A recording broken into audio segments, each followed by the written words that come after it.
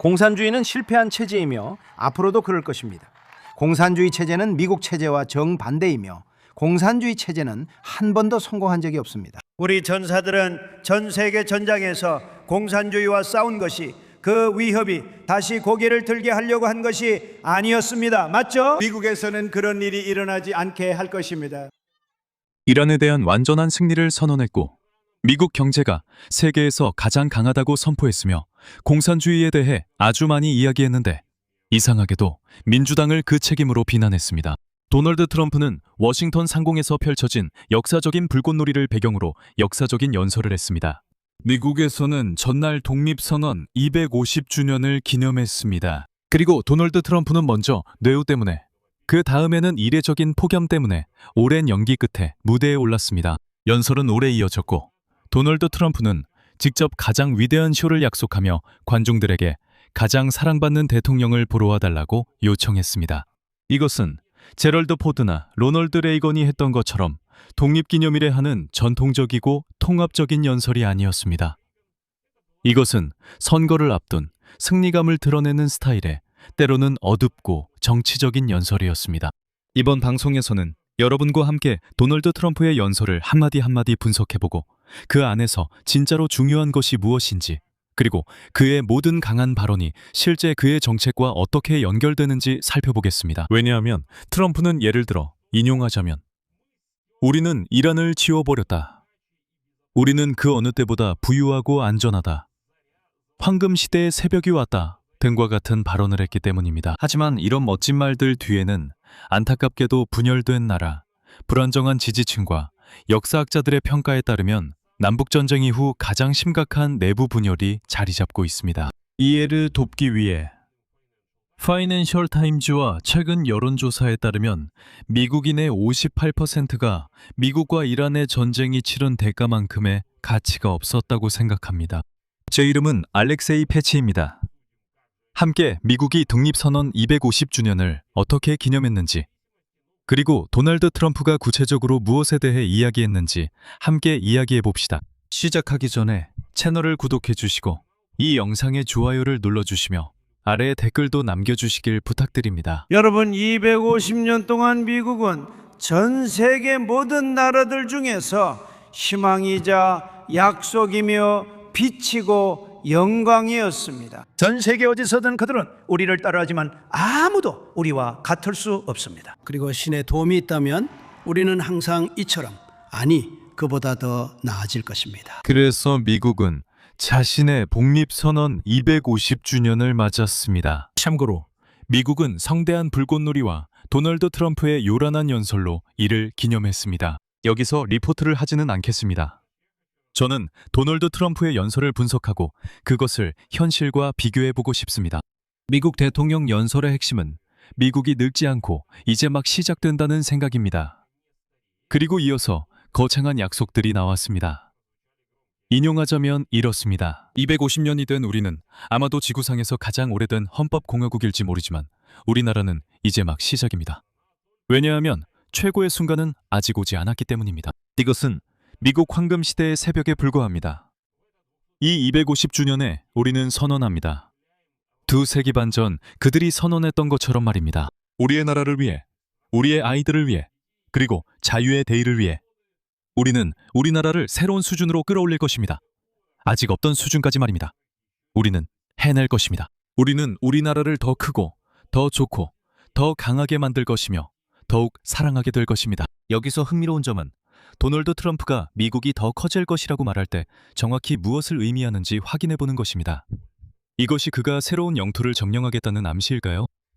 미국의 황금기라는 표현은 새롭지 않으며 트럼프는 두 번째 임기 내내 이미 사용해왔습니다. 연설 전체를 관통하는 후렴구처럼 전례 없는 번영에 대한 주장이 반복되었습니다. 인용하자면, 그리고 오늘날 우리나라는 그 어느 때보다 더 강하고, 더 자유롭고, 더 부유하고, 더 안전하며 훨씬 더 자랑스럽습니다.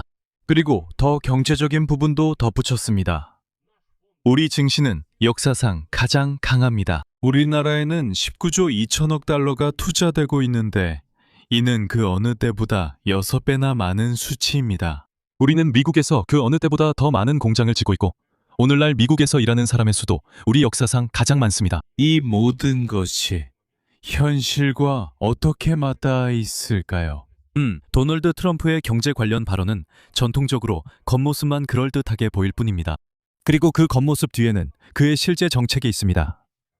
그것은 공격적인 관세 전쟁입니다.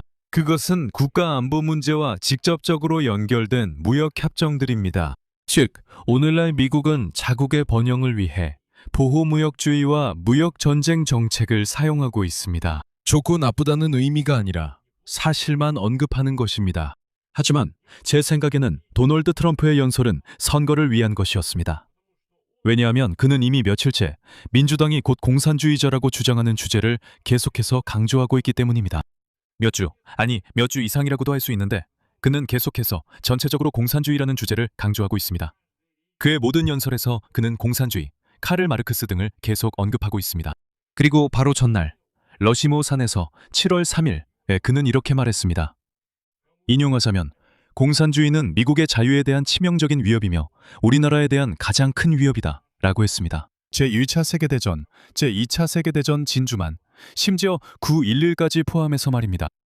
사실 그의 발언 맥락을 고려하지 않으면 이 부분은 논쟁이 어렵습니다. 도널드 트럼프는 한 걸음 더 나아가 공산주의를 헌법의 적, 1776년 7월 4일의 적이라고 부르며 이를 이민과 직접적으로 연결지었습니다. 다음은 그의 인용문입니다. 현재 우리 땅에서 공산주의 위협이 부활하고 있으며 그 중에는 우리 삶의 방식과 완전히 반대되는 이념을 신봉하는 새로 유입된 이민자들도 포함되어 있습니다. 우리는 이런 위협이 시작되기도 전에 즉시 막는 것을 좋아합니다. 이것은 암과 같아서 빨리 도려내야 합니다. 요점은 최근 몇 주 동안 도널드 트럼프가 공산주의자라는 단어를 올해 11월에 있을 의회 선거에 출마하는 여러 민주당원들에게 꼬리표처럼 붙이고 있다는 것입니다. 이것은 고전적인 정치공학적 수법입니다. 이것은 아주 단순하고 진부한 방법입니다. 예를 들어 민주당원을 공산주의자라고 부르며 저들은 공산주의자다. 우리는 공산주의에 반대한다. 그러니 민주당에 반대한다고 말하는 식입니다. 그리고 나서 공산주의가 얼마나 나쁜지에 대해 이야기하는 거죠.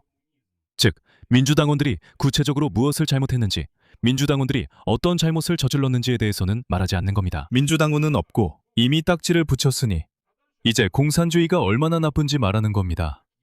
상식적인 사람이라면 반박하지 않을 겁니다. 상식적으로 생각하면 이렇게 말할 겁니다.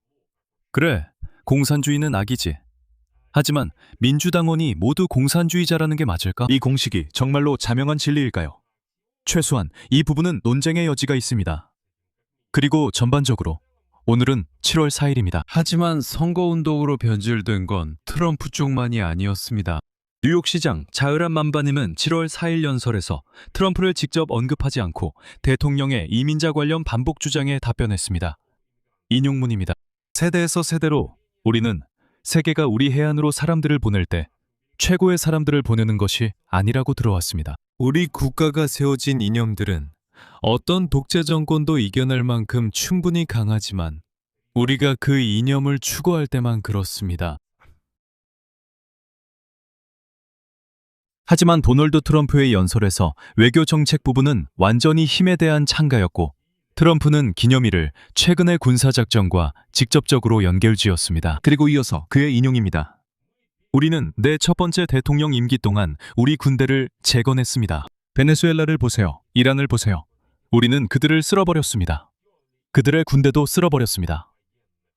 이란에 대해 말하자면 트럼프는 이렇게 말했습니다. 인용하자면 우리가 최근에 거둔 승리처럼 우리는 이란 함대를 모두 침몰시켰습니다. 159척의 배를 한순간에 모두 바다 밑으로 보냈습니다. 우리에겐 세계에서 가장 위대한 군대가 있습니다. 미국은 승자들의 나라이며 오늘날 우리나라는 다시 승리하고 있습니다. 여러분도 아시다시피 저는 미국 독립기념일에는 바로 이런 애국적이고 승리감에 찬 연설을 해야 한다는 걸 잘 이해하고 있습니다. 그리고 그 밖에도 여러 가지가 있겠죠. 기본적으로 모든 게 이해됩니다. 분위기가 그런 거죠. 하지만 또한 인정해야 할 점은 26년 2월 28일에 시작된 이란과의 전쟁이 바로 그 축제, 즉 7월 4일이 되었을 때까지도 승리로 끝나지 않았다는 것입니다. 이 전쟁을 미국의 승리로 끝났다고 선언하는 것은 정말 어렵습니다. 왜냐하면 이 전쟁은 불안정한 휴전에 의존하고 있고 자주 금이 가는 기본 틀만 정한 양해각서에 의존하고 있기 때문입니다. 그래서 다시 한번 말씀드리지만 일주일 전에 호르무즈 해협에서 교전이 있었습니다. 그리고 미국 자체 정보기관도 테헤란의 의도에 대해 의심하고 있으며 미국 정보기관은 트럼프에게 이란은 이 거래를 이행하지 않을 것이라고 경고하고 있습니다. 그들은 단지 시간을 끌고 있을 뿐입니다. 그리고 동시에 주요 분석기관들은 이 거래가 미국보다는 이란에게 더 유리하다고 평가하고 있습니다. 제재 해제, 동결 자산에 대한 접근, 그리고 보존된 우라늄, 그리고 파이낸셜 타임스는 미국인들을 대상으로 여론조사를 실시했는데 그 결과가 놀라웠습니다. 58명의 유권자들은 이란에 대한 이번 캠페인이 그만한 비용을 들일 가치가 없었다고 밝혔습니다.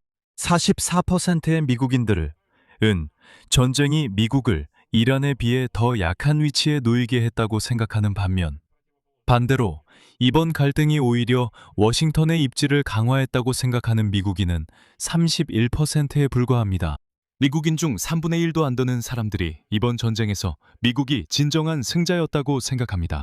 외교적 노력에 관해서는 66%의 미국인들, 이 이란과의 양해각서가 중동의 안정성에 거의 영향을 미치지 않거나 오히려 불안정을 심화시키고 새로운 갈등의 가능성을 높일 것이라고 답했습니다. 그래서 이런 상황을 승리라고 부르는 건 좀 민망한 일입니다. 이런 상황에서 도널드 트럼프 대통령의 업무 수행을 전반적으로 긍정적으로 평가하는 유권자는 36%에 불과합니다. 그리고 연설에서 가장 정치적으로 민감한 순간 중 하나는 트럼프가 축하 행사에 특정 선거 법안을 끼워 넣었을 때였습니다. 여기서 이런 얘기를 왜 하나 싶겠지만 이미 말씀드렸듯이 이 연설은 선거를 위한 것이었습니다. 다음은 트럼프 인용문입니다. 미국이 돌아왔고 우리는 미국을 계속 위대하게 유지하고자 합니다. 세이브 아메리카 액트 승인으로 이를 실현할 것입니다. 이 말은 모든 유권자가 신분증을 제시해야 하고 모든 유권자가 시민권 증빙이라는 작은 것을 제출해야 한다는 뜻입니다. 그리고 우편 투표는 없을 것입니다. 질병, 장애, 군복무 또는 여행과 같은 경우를 제외하고는 말이죠. 그리고 더 이상 선거에서 부정행위는 없을 것입니다. 아주 간단합니다.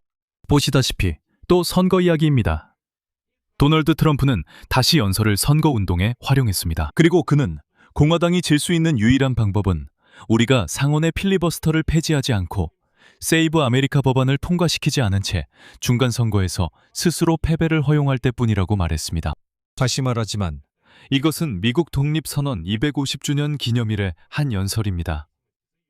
이 연설은 모든 미국인을 하나로 모아야 할 것 같지만 그렇지 않았습니다. 트럼프는 곧 선거가 있으니 이 연설을 선거운동에 쓰겠다고 말합니다.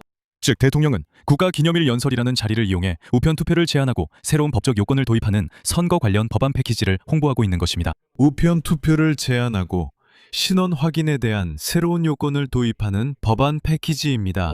그리고 마지막으로 트럼프는 미국의 수도에 대해 또 하나의 주요 발언을 했습니다.